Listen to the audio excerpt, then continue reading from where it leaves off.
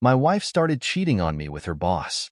When I found out the whole truth, I turned to the boss's wife for support. Together, we were able to get revenge and expose them. I never thought I'd be sitting here, spilling my guts to a bunch of strangers online. But life has a funny way of throwing you curveballs. It's strange how everything can seem perfect one minute, and then the next, you're questioning every decision you've ever made. My name is Oliver, and this is the story of how my life unraveled, one small crack at a time. It started like any normal love story. Jess and I had been together for what seemed like forever. We had a quaint little house just outside of Boston, nestled on a quiet street where the neighbors waved as they mowed their lawns, and the trees formed a perfect canopy over the road. It was the kind of place you'd see in a family movie. Idyllic, calm, comfortable.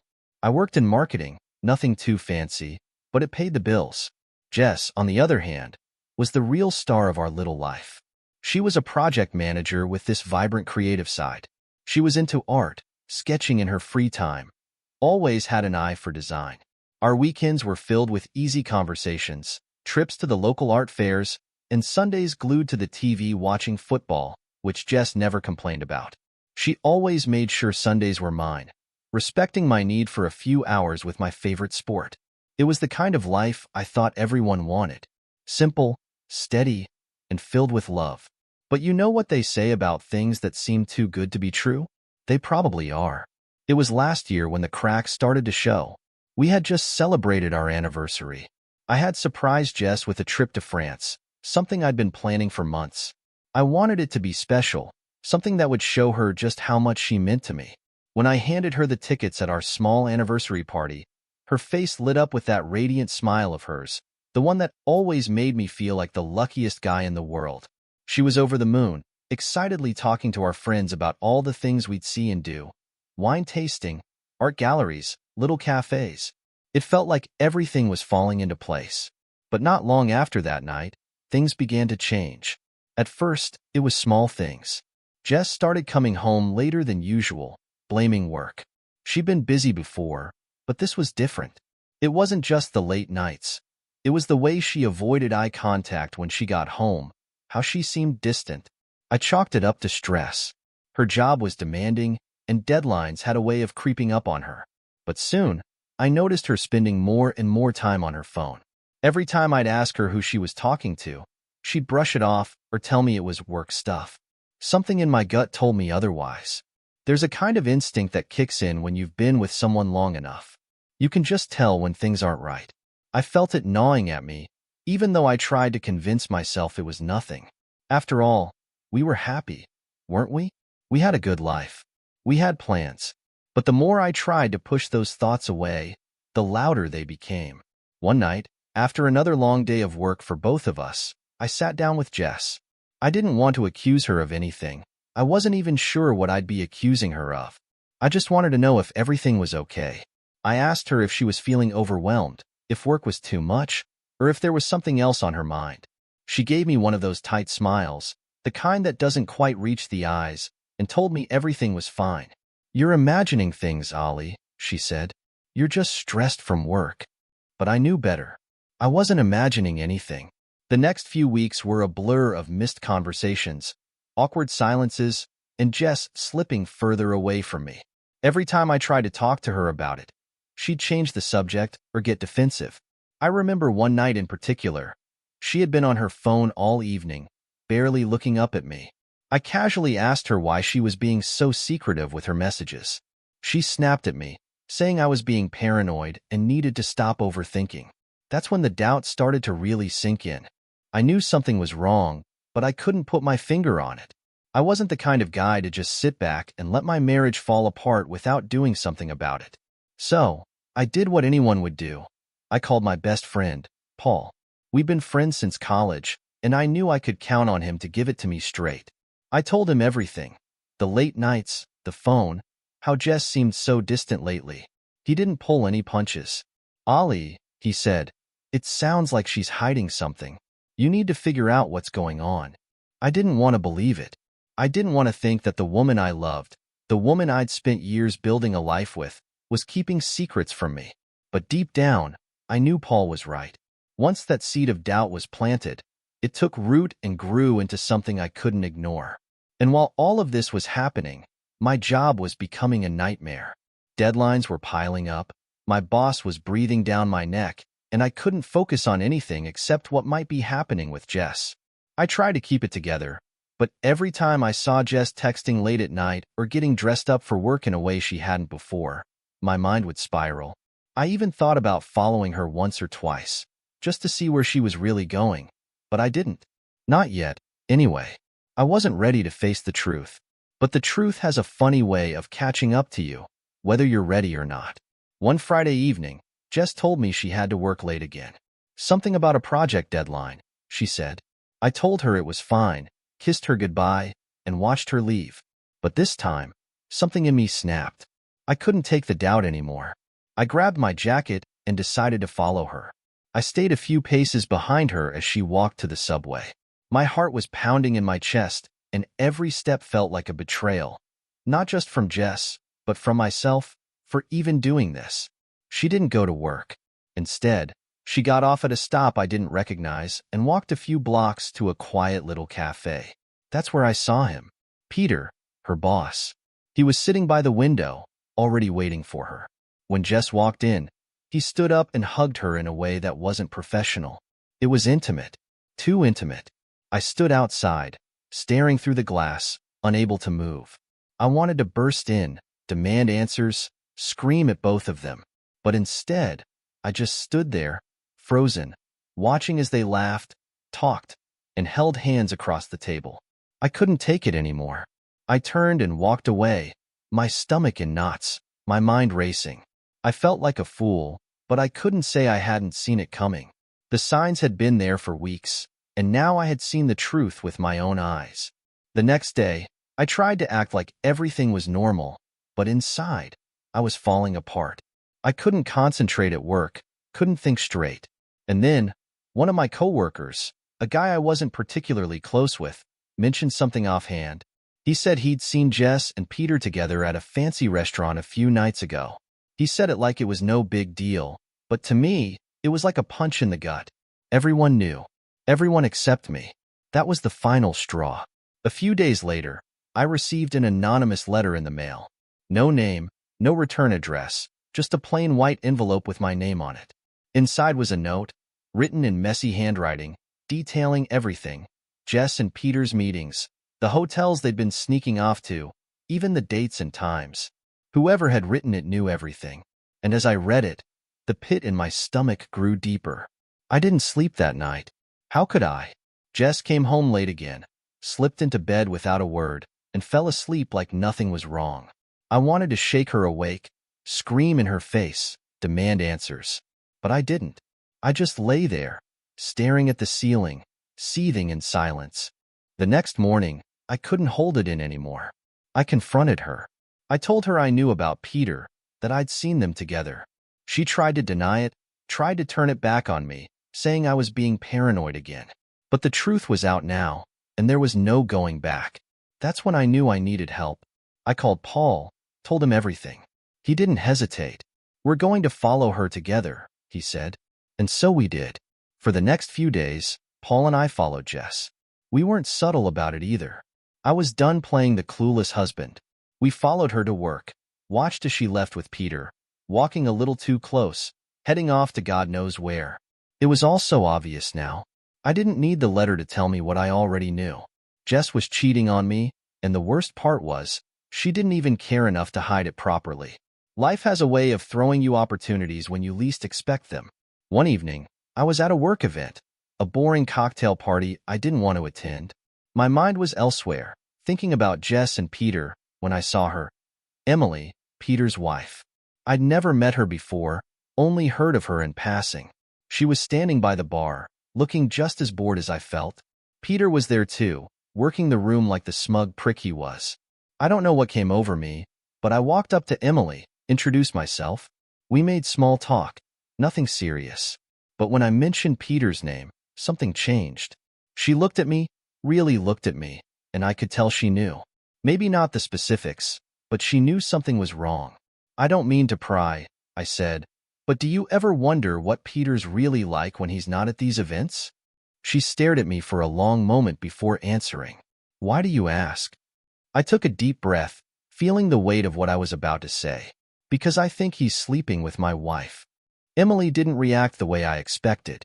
There were no tears, no shock, just a quiet resignation, like she had been waiting for someone to confirm what she had already suspected. Walk with me, she said, leading me outside to a quieter spot. That's when I told her everything. How I'd followed Jess, the anonymous letter, all of it. She listened without interrupting, just letting me talk until I'd said everything I needed to say. I've had my suspicions, she finally said, her voice barely above a whisper. Peter's been distant for a while, always working late, always on his phone. But I didn't want to believe it. Believe it, I said bitterly. He's not just cheating on you. He's making a fool out of both of us. We stood there in silence for a while, both of us processing the weight of it all. Then, Emily turned to me, her eyes cold and determined. We need to find out more. Emily and I weren't just two people who'd been wronged. We were two people now bound by a shared betrayal. And the way I saw it, we had two choices. Sit back and let it happen, or fight back. Neither of us was in the mood to play victim. Over the next few days, Emily and I began working together. It wasn't just about exposing the affair anymore. This was bigger than that.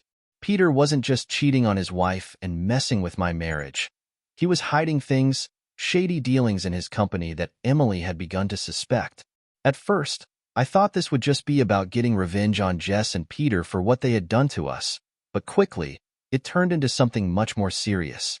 Emily was digging into Peter's business, finding clues that pointed to financial fraud, mismanagement, and all sorts of other skeletons in the closet. Emily wasn't like me. While I was still reeling from the emotional toll of Jess's betrayal, she was calm, collected, and focused. She had this fierce determination about her. She wasn't going to let Peter walk away from this unscathed. She had contacts, people who worked with Peter, and she promised me she'd find the truth. We both agreed. This wasn't just about the affair anymore. We had to hit him where it hurt the most. His reputation, his career, his life. A week passed, and Emily called me one evening, her voice tight with urgency. I found something, she said. We met at a small cafe on the outskirts of the city, where no one would recognize us. When I walked in, Emily was already seated, a folder in front of her. She slid it across the table as soon as I sat down. Inside were copies of emails, financial records, and contracts. Peter had been funneling money through side businesses, making under-the-table deals, and even bribing officials. He wasn't just cheating on Emily.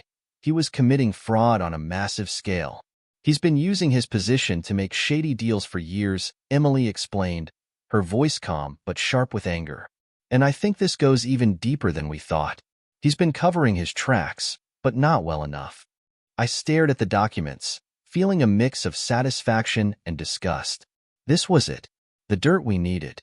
But as I looked through the evidence, it hit me. This wasn't just about revenge anymore.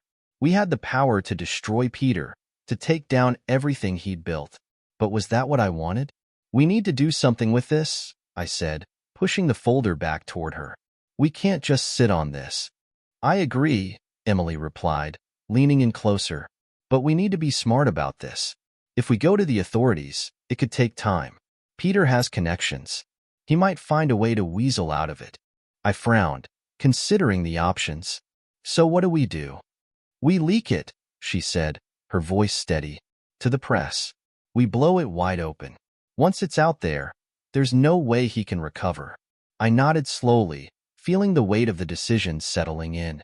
Once we did this, there'd be no going back. But what other choice did we have? Peter wasn't just hurting us. He was screwing over his company, lying to everyone who trusted him. He deserved to be exposed for what he really was. Emily and I spent the next few days gathering every piece of information we could. She reached out to some of Peter's former employees, people who had left the company after falling out with him. One of them, a woman named Sandra, agreed to meet with us. Sandra had worked closely with Peter for years and knew about his dirty dealings. She had been fired after discovering some of his more questionable transactions, and she had a lot to say. When we met Sandra, she was bitter, angry, and ready to burn everything down. She provided us with even more evidence: emails, financial reports, even recordings of conversations she had with Peter. This was it, the smoking gun we needed. "We need to release this strategically," Emily said one evening as we sat in my apartment, going over the final details. "We can't just throw it out there. We need to make sure the press knows exactly what to look for, and we need to time it right." "How do we do that?" I asked. "I have contacts," Emily said, a sly smile crossing her face. "Journalists who would love to sink their teeth into this. They'll run the story, and once it's out, Peter won't be able to control the narrative. His whole life will fall apart." It was a solid plan, and I was on board. But as we finalized everything, I started to feel something strange: guilt. It wasn't that Peter didn't deserve what was coming to him. He absolutely did. But as I sat there, staring at the evidence that was about to blow up his life, I couldn't help but wonder if I was becoming just as ruthless as he was. Was I crossing a line? Was this really the person I wanted to be? But there was no turning back now. The next morning, Emily and I met with the journalist she had contacted. His name was Michael, and he was just as eager as we were to bring Peter down. We handed over the folder, watched as Michael leafed through the documents, his eyes widening with every page. "This is big," he said, barely able to contain his excitement. "You realize this is going to be everywhere, right? This is career-ending stuff." "That's the point," Emily replied, her voice cold. Michael nodded, his fingers already flying across his laptop as he began drafting the story. "Give me a few days," he said. "I'll make sure this hits every major outlet." And just like that, the wheels were in motion. There was no stopping it now. 2 days later, the first article dropped. "Corporate scandal. CEO accused of fraud, bribery, and infidelity." The headline splashed across every major news outlet, and Peter's face was plastered on every screen. The media frenzy was immediate, and within hours, Peter's life was in free fall. Investors started pulling out, his board of directors went into panic mode, and his once loyal team began jumping ship, scrambling to save themselves. It was chaos. Emily and I watched from the sidelines, and for a brief moment, it felt good. We had done it. We had brought him down. But then something unexpected happened, something I hadn't prepared for. As the days passed, and I watched Peter's life crumble, I started to feel empty. At first, it was just a small whisper of doubt in the back of my mind. But it grew louder with each passing day. What had I done? Was I any better than Peter?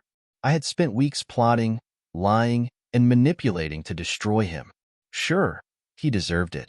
But was this really who I wanted to be? That night, I couldn't sleep. The headlines kept flashing in my mind, and the weight of what we had done pressed down on me. I had set out to get revenge on Jess and Peter, but now that it was over, I wasn't sure if it had been worth it. I needed to confront Jess one last time.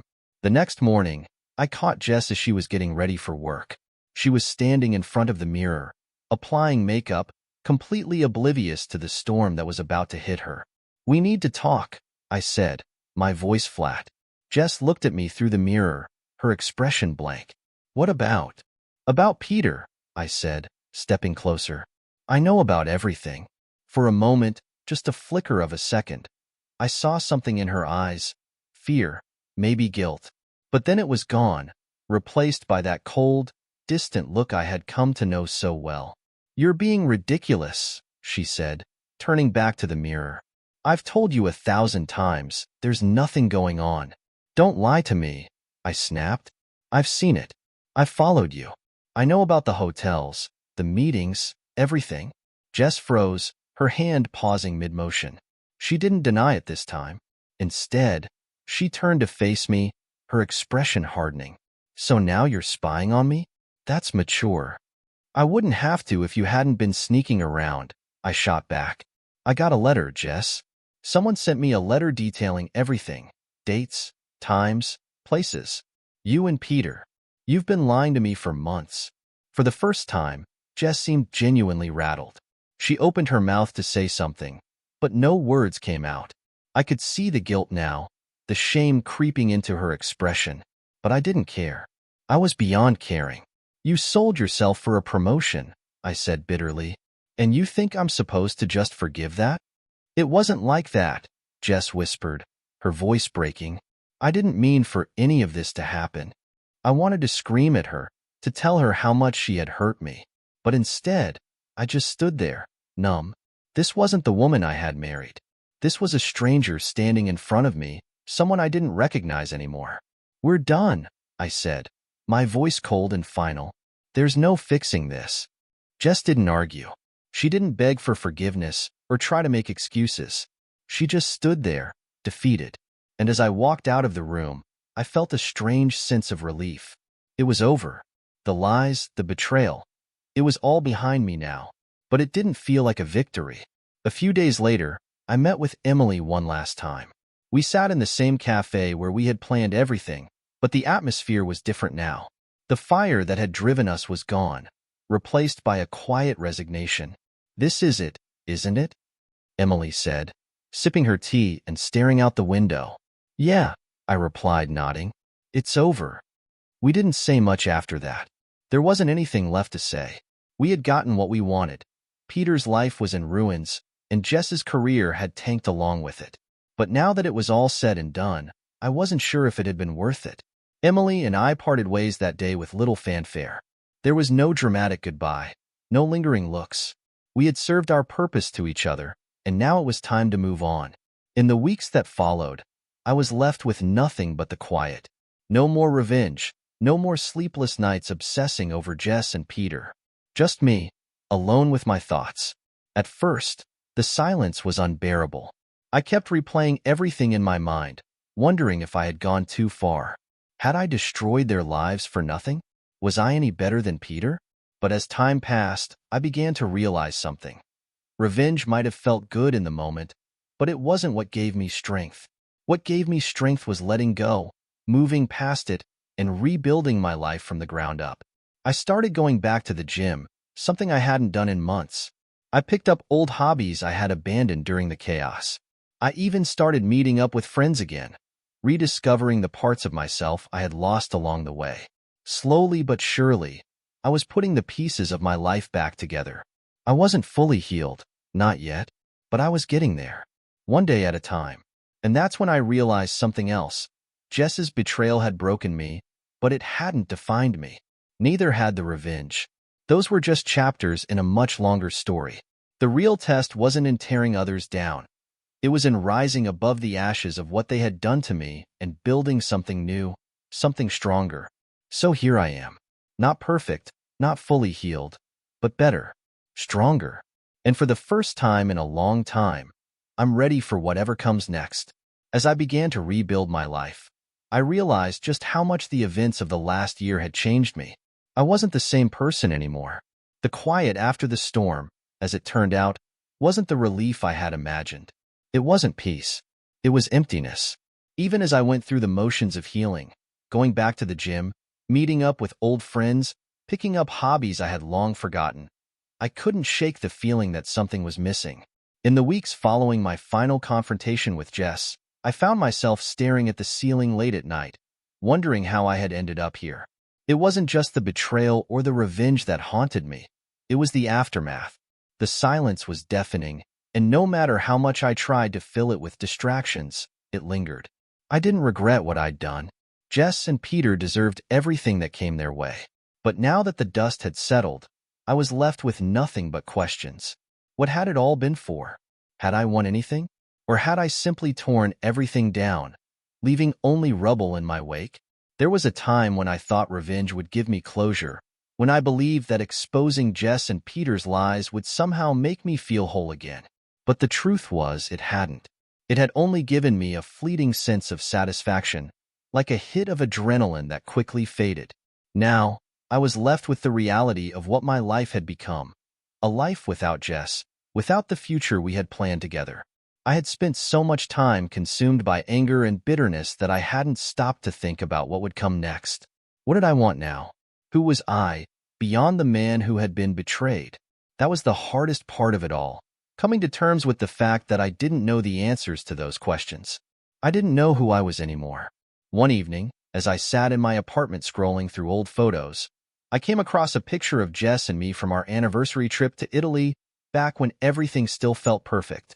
We were sitting at a small cafe by the water, smiling at the camera, our faces full of hope and happiness. Looking at it now, it felt like a lifetime ago, like it was someone else's life, not mine. I stared at that photo for a long time, wondering when things had started to go wrong. Was it gradual, or had there been one specific moment when the cracks began to show? And if I had known then what I knew now, would I have done anything differently? Could I have saved us? Or were we always destined to fall apart? These were the questions that kept me up at night, the ones I couldn't seem to shake, no matter how much I tried. Eventually, I realized that I couldn't keep living in the past. I couldn't keep replaying old memories and wondering what might have been. Jess was gone, and that chapter of my life was over. If I was ever going to move on, I needed to accept that. And so, little by little, I started to let go.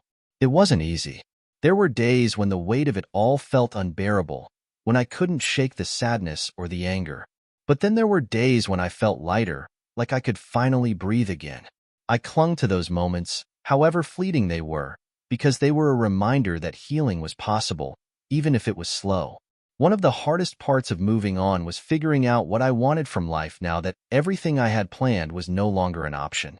Jess and I had talked about starting a family, buying a bigger house, maybe even moving to a different city someday. But now, all of those dreams felt hollow, like they belonged to someone else. I didn't know what my future looked like anymore, and that uncertainty was terrifying. But it was also freeing in a way. For the first time in years, I didn't have a set plan. I didn't have a roadmap. I could do whatever I wanted, go wherever I wanted. The possibilities were endless. The problem was, I didn't know where to start. I threw myself into my work, hoping that would help distract me from the void that had opened up inside me.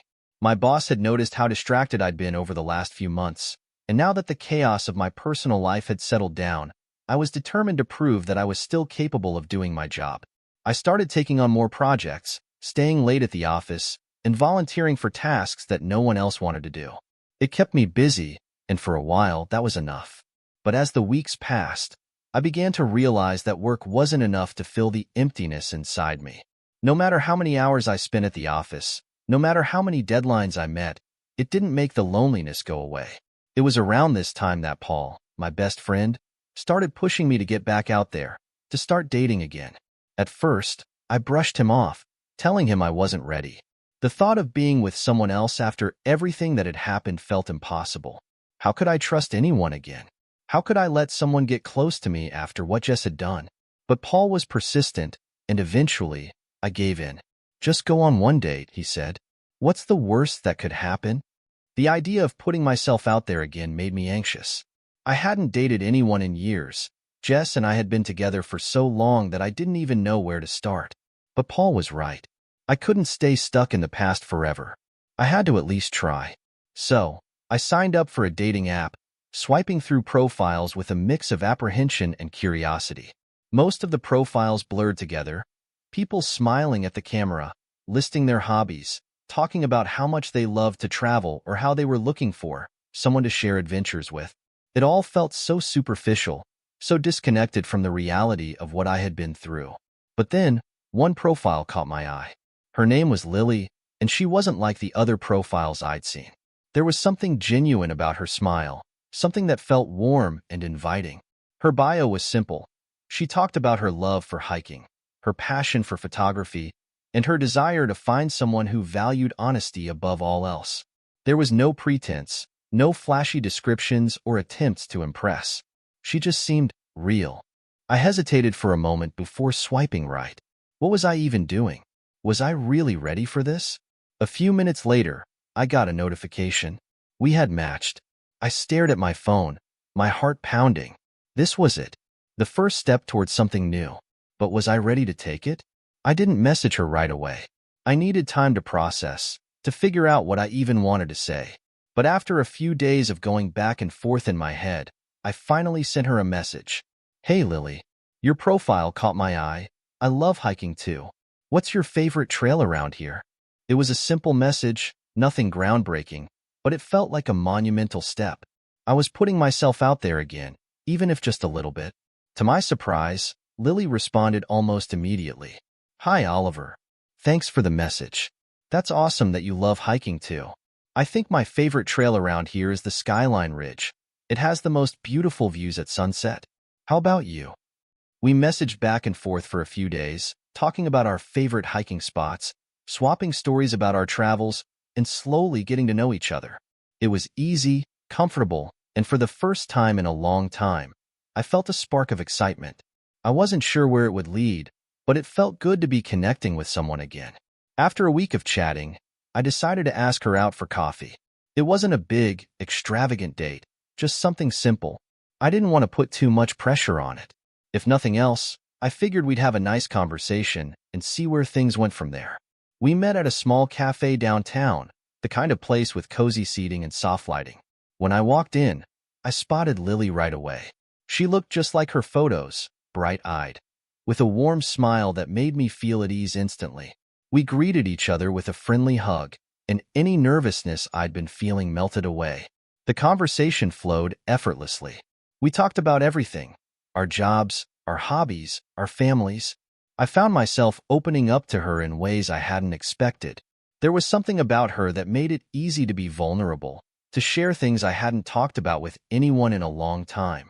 At one point, she asked about my past relationships, and I hesitated, unsure of how much to reveal. But something in her eyes told me she wouldn't judge me, so I told her the truth. I told her about Jess, about the betrayal, about everything I had been through over the last year. She listened without interrupting, her expression thoughtful and kind. When I finished, she didn't offer empty platitudes or tell me everything would be okay. She simply said, "That must have been really hard. I'm sorry you went through that." It was exactly what I needed to hear. As the evening went on, I found myself laughing more than I had in months. Lily had this way of making everything feel light, even when the conversation drifted to heavier topics. It wasn't forced, like I had to pretend to be okay. With her, I could just be myself, flawed, healing, and still figuring things out. When the date ended, we walked outside together, the cool night air wrapping around us. I wasn't sure what to expect, whether we'd go our separate ways or if this was the start of something more. But as we stood on the sidewalk, Lily turned to me with a smile. "I had a really nice time tonight, Oliver," she said softly. "Me too," I replied, feeling a warmth in my chest that I hadn't felt in a long time. "Maybe we could do this again sometime," she asked, her eyes hopeful. I nodded, a small smile tugging at my lips. "I'd like that." We said our goodbyes, and as I watched her walk away, I felt something I hadn't felt in months: hope. It wasn't that everything was suddenly perfect. I was still healing, still grappling with the pain of what Jess had done. But for the first time in a long time, I felt like I could see a future beyond that pain. A future where I wasn't defined by betrayal or revenge, but by the possibility of something new. Over the next few weeks, Lily and I continued to see each other. We went on hikes, grabbed coffee, and spent lazy Sunday afternoons wandering through art galleries. The more time we spent together, the more I realized how much I had been missing out on by isolating myself after everything with Jess. It wasn't just about finding someone new. It was about rediscovering parts of myself that I had lost along the way. Lily wasn't like Jess. She didn't play games, didn't keep secrets. She was open, honest, and kind. Being with her felt easy in a way that my relationship with Jess never had, even in the beginning. And slowly, I found myself letting go of the anger and the hurt that had consumed me for so long. I wasn't sure where things with Lily would lead, and I wasn't in a rush to define it. For now, it was enough to just enjoy each other's company, to take things one day at a time. As the months passed, I began to realize that my life didn't have to be defined by the past. Yes, Jess had hurt me. Yes, Peter had betrayed both me and Emily. But that didn't mean I had to carry that weight with me forever. People make mistakes. Relationships fall apart.